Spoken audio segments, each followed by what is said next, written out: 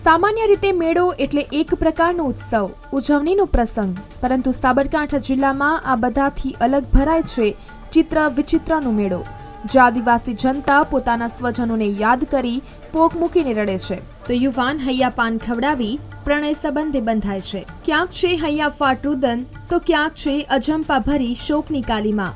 હા, આ છે સાબરકાંઠા જિલ્લાના પોશીના તાલુકામાં આવેલા ગુણભાંખરી ગામે ભરાતો ચિત્ર વિચિત્રનો મેળો. આ વિસ્તારની આદિવાસી જનતા આ મેળામાં આવીને પોતાના મૃત સ્વજનોને યાદ કરી હૈયાફાટ રુદન સાથે શોક મનાવે છે. ફાગણી અમાસના દિવસે રાજસ્થાન સહિત આ વિસ્તારના આદિવાસી લોકો અહીં મોડી સાંજથી જ આવી જાય છે અને વર્ષ દરમિયાન મૃત્યુ પામેલા પોતાના સ્વજનોને યાદ કરી છેલ્લી વારનું રડી લે છે અને તેના અસ્થિ વિસર્જન કરી દે છે. જો કે સવારે સૂરજનું પ્રથમ કિરણ આકલ, વાકડ અને સરસ્વતી નદીના ત્રિવેણી સંગમ પર પડે કે તરત જ રુદન બંધ કરી દેવાય છે અને પછી આ આદિવાસી જનતા જતી રહે છે મેળો માલવા. તો અહીંની એક અન્ય પણ ખાસિયત છે કે આ મેળામાં જો કોઈ યુવકને યુવતી ગમી જાય તો એ યુવક યુવતીને પાન ખવડાવવા લઈ જાય છે અને જો યુવતીને પણ તેના પ્રત્યે અનુરાગ થાય તો તે એ યુવકના હાથનું પાન ખાઈને સંમતિ આપી દે છે અને બાદમાં બંનેના પરિવારજનો એકઠા થઈને લગ્નના મંગળ ગીતો ગાઈને એક નવા સંબંધની શરૂઆત કરે છે. ચિત્ર વિચિત્ર મહાદેવના સાનિધ્યમાં યોજાતો આ મેળો અસલ આદિવાસી સંસ્કૃતિની ઝાંખી કરાવી જાય છે. પોતાના મૃત સ્વજનોના શોક સાથે અહીં અનેક નવદંપતીઓ પ્રણય સંબંધોથી પણ જોડાય છે અને એટલે જ આદિવાસી પ્રજાની આ ભવ્ય સંસ્કૃતિને જાણવા માણવા માટે વિદેશીઓ પણ મોટી સંખ્યામાં અહીં ઉમટી પડે છે.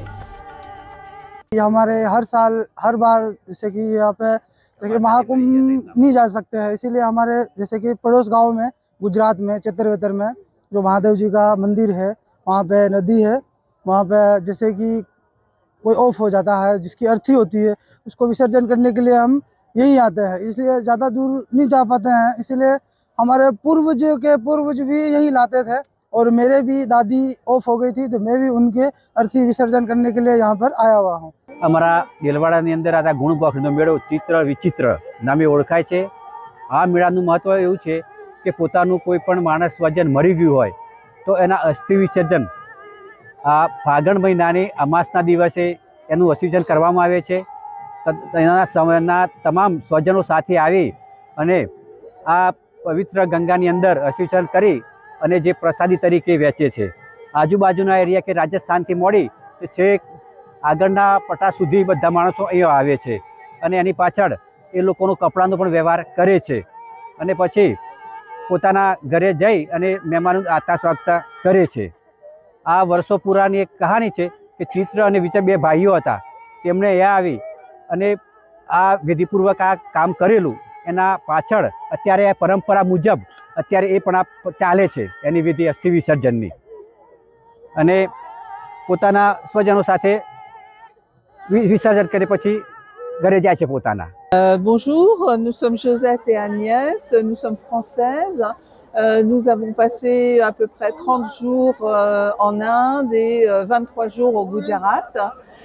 Nous apprécions de voir cette cérémonie en mémoire des morts puisque ça nous rappelle aussi nos disparus en France. C'est très émouvant de voir que autant de personnes se rassemblent pour honorer les morts.